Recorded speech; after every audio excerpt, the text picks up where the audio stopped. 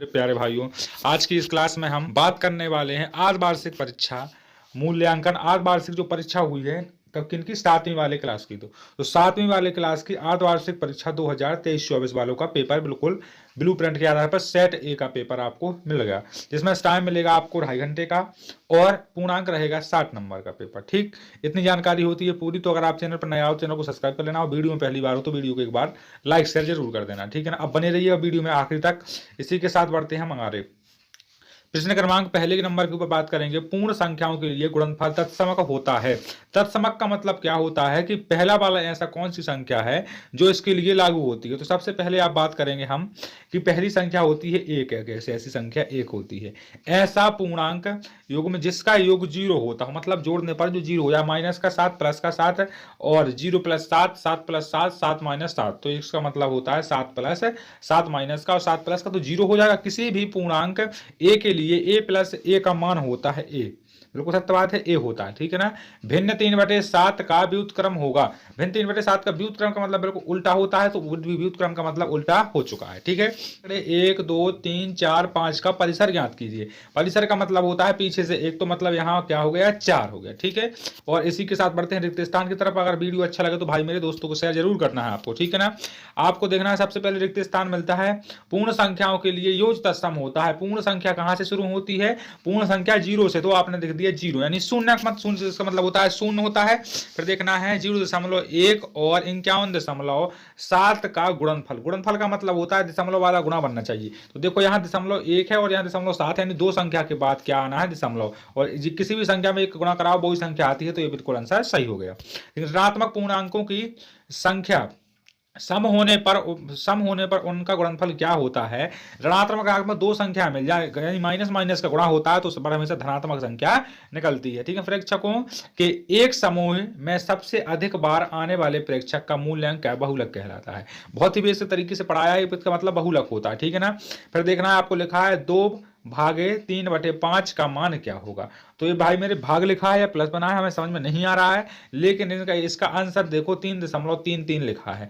कहने का मतलब ये हुआ सीधा सीधा कि इसको भाग ही लिखा है, ठीक है ना। भाग करो, इसका आंसर आ जाएगा, ठीक। इसी के साथ देखो नीचे दिए गए प्रश्नों का वो हल करना है।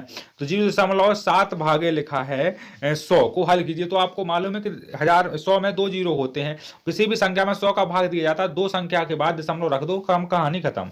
यहाँ पर 2.7 लिखा है, मतलब दो संख्या बाद, तो 2.7 को दो संख्या और पीछे कर दीजिएगा, सो आ जाएगा आपका आंसर क्या, 2.0027, ठीक है।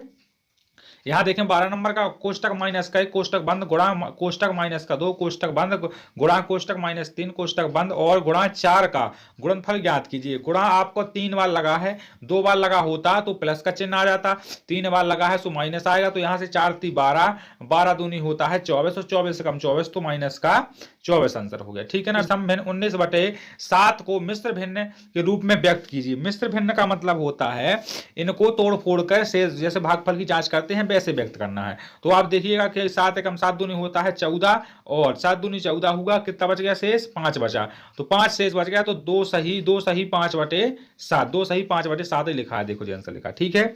एक स्कूल के 5 अध्यापकों की आयु, ठीक है, वर्षों में इस प्रकार है: 32 वर्ष, 41 वर्ष, 28 वर्ष, 54 वर्ष और 35 वर्ष।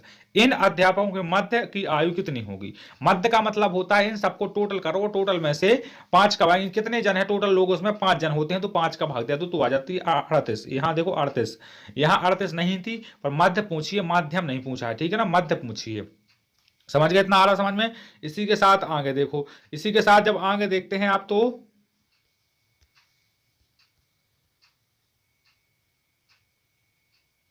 देखिएगा आपको नजर आ रहा होगा नीचे 17वां नंबर क्वेश्चन, 17वां नंबर क्वेश्चन लिखा है 15 गुणे कोष्टक बड़ा कोष्टक 7 प्लस छोटा कोष्टक -3 कोष्टक बंद बड़ा कोष्टक बराबर में 15 कोष्टक है ना, और गुणा 7 प्लस में लिखा है 15 गुणे -3 की सत्यता की हमें जांच करना, मतलब जे वाला पद इसके बराबर होना चाहिए, ठीक है ना। तो जे यहाँ पर आपने सत्यता की जांच कर दी है, बराबर है 60-60 दोनों का आंसर आता है। इसी के साथ में एक देखना है, एक कार 1 लीटर पेट्रोल में 16 किलोमीटर की दूरी कहती है। 1 लीटर पेट्रोल में 16 किलोमीटर दूरी तय करती है, तो 2 सही 3/4 लीटर पेट्रोल में कुल कितनी दूरी तय करेगी? तो 1 लीटर में करती है तो 2 लीटर लिखा है, और 3/4 का मतलब होता है एक एक रुपए का तीसरा हिस्सा, ठीक है, 1 रुपए का तीसरा हिस्सा होता है। तो देखो यहाँ 16 दूनी 32 हो गया, 16 दूनी 32 हो गया, और आप जानते हो कि 8 है, तो 8 में से एक और करो तो 16 दूनी 32, 1 लीटर में चलती है 32 किलोमीटर, और 3/4 का मतलब क्या होता है 30 का, तो 7 चौका 28 मतलब 75, तो 8 4 चौको 16 और 4 3 12, तो 32 में 12 जोड़ो 44, 32 में 12 जोड़ो 44 किलोमीटर चलेगी, ठीक है ना। इसी के साथ देखो 19 नंबर का क्वेश्चन, 19, इसी के साथ में आते हैं 19 नंबर के क्वेश्चन में। तो 19 नंबर का क्वेश्चन दिया गया है आपको मेन स्क्रीन की तरफ, बहुत बिंदास तरीके से इसका माध्यांक ज्ञात करना है। 14 17 13 15 20 13 15 14 15, तो बहुलक, बहुलक मतलब होता है जो बहुत बार आए, तो बहुत बार 15 आ रहा है, तो इसका बहुलक हुआ 15। माध्यांक का मतलब होता है सबके माध्यम में चाहिए, तो देखो यहां से भी गिनो और यहां से भी गिनो, तो माध्यांक इसका 15 निकलता है, मतलब भाग दे के देख लेना है कि इसका माध्यांक 15 आता है कि नहीं आता है, तो भाग दे के देख लो, ठीक है ना। फिर देखना है आपको आगे, तो आगे देखो एक समबाहुभुज की प्रत्येक भुजा की लंबाई 2.5 सेंटीमीटर है, उत्तर के लिए प्लस के 3 अंक दिए जाते हैं और प्रत्येक गलत के लिए 2 अंक काटे जाते हैं, तथा किसी प्रश्न को हल करने के है, तो देखो अमित ने 20 अंक प्राप्त किए और उसके 12 सही पाए गए, तो कितने प्रश्न उसने किए हैं, ठीक है।